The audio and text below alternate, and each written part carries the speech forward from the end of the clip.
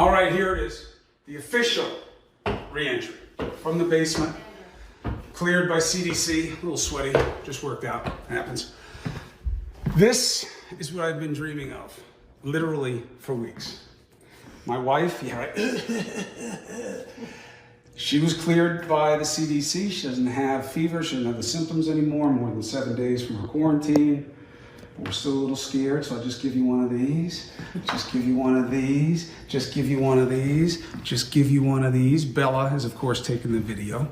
So you watch that clip, Crystal, and it makes it seem as if it's like, oh, Chris is finally coming out of the basement. This is the first time. First look of him emerging ever officially. Happened. First look. I mean, first of all, I could never do something like that. It's so embarrassing. It's like fancy Southampton home. But, okay, that's not the weird part. The weird part is that's not the first time he's gone out of the basement.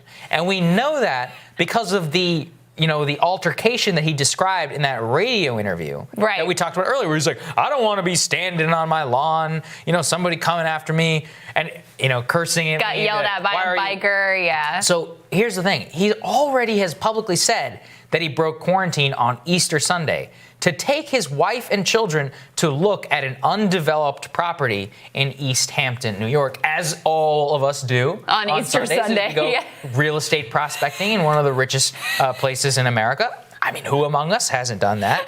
But the point is, first of all, this is literally just fake news. Like, it's actual fake news of the whole, emerging from the thing. But it's just so dramatic and weird, the entire thing that surrounds it, to make this entire segment of, this is the first time I'm emerging, and look at me, I'm a responsible citizen. When did journalists start talking about themselves so much? It's not a story, it's narcissism. And that's weird enough. But it's not all. That was fake. Just last week, Cuomo admitted getting into a fight with a bicyclist who harassed him for going outside and congregating with other people, something CNN has been vilifying ordinary people for wanting to do. I don't want some jackass, loser, fat tire biker to be able to pull over and get in my face and in my space and talk to me. I don't want to hear it. By the way, if you're the jackass, loser, fat-tired bicyclists, you're always welcome on this show. We'd love to hear from you. That whole exchange seems kind of unpleasant, but there's a scandal underneath it. Here you have a top CNN anchor who appears to have been ignoring the social distancing rules his network has been promoting and forcing on everyone else. It seems like he wasn't telling the truth about staying quarantined in his basement. But you can't be too mean. His own video was humiliating enough. And then he goes right over to his wife and fake coughs on her, which was actually pretty funny. But also showed just how not serious this dramatic entry really was.